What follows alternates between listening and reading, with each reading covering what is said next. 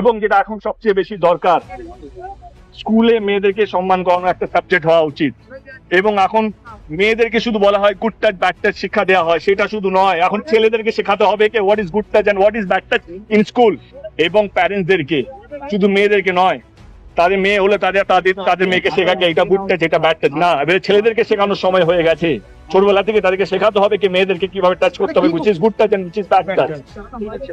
এবং ভারত সরকারকে একটাই অনুরোধ যে ক্যাপিটাল পানিশমেন্টটাকে যত তাড়াতাড়ি পারবে এক্সিকিউট করতে হবে, তবেই গিয়ে মানুষের মনে ভয় হবে।